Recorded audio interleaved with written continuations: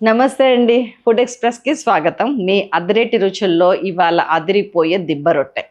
దిబ్బ రొట్టె ఏముంటదండి అదిరిపోవటానికి? ఉంటదండి.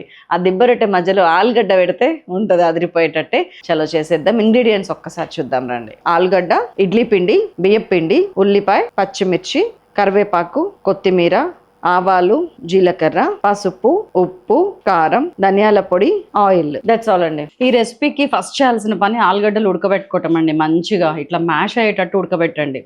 దానికి పొట్టు తీసేసి పక్కకు పెట్టుకొని ఒక కడాయిలో ఆయిల్ ఒక 3-4 టీ స్పూన్స్ వేసుకొని దాంట్లో పోపు వేసుకుందాం. ఫస్ట్ ఆవాలు ఒక 1/2 టీ స్పూను, జీలకర్ర ఒక 1/2 టీ స్పూను, కర్రీ లీవ్స్ కరివేపాకు కొద్దిగా ఇట్లా మెత్తగా సన్నగా తరిగింది అయితే కలిసిపోతుంది. పచ్చిమిర్చి కూడా అంతే సన్నగా ఇట్లా తరిగింది ఒక 3-4 అన్నీ వేసి మెల్లగా ఫ్రై చేసుకుంటా ఉన్నాను. సిమ్లో పెట్టేశాను. ఇందులోకే బాగా చిన్నగా కట్ చేసిన మీడియం సైజ్ ఆనియన్ ఒకటి ఇట్లానే కట్ చేయండి. ఎందుకంటే ఆలుగడ్డలో కలిసిపోవాలన్నమాట ఇదంతా మనకి.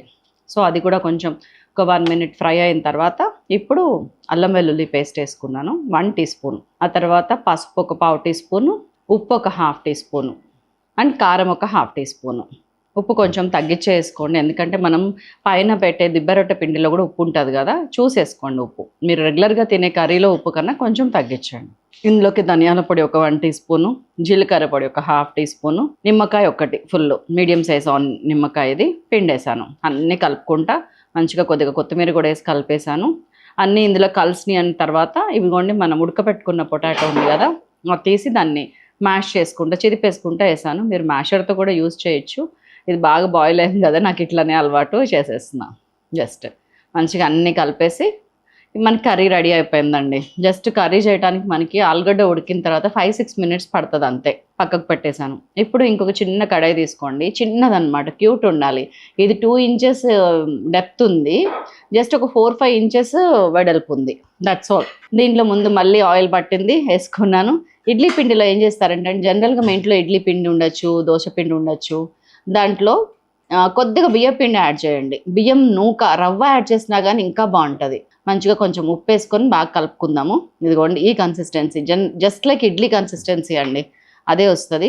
వచ్చినాక మన ఈ కడాయిలో ఆయిల్ వేసుకున్నాం కదా, దాంట్లో ఇడ్లీ పిండి మంచిగా ఇట్లా స్ప్రెడ్ చేయండి. ఇప్పుడు ఏం చేస్తారంటే ఇడ్లీ పిండి ఫస్ట్ వేయగానే మూత పెట్టి జస్ట్ ఒక 90 to 120 సెకండ్స్ అంతేనండి ఉడకనివ్వండి. సో దట్ ఏంటంటే మనం ఆలుగడ్డ కర్రీ వేయగానే లోపలికి పోకుండా బేస్ అంటూ రెడీ అవుతుంది క్రిస్పీగా.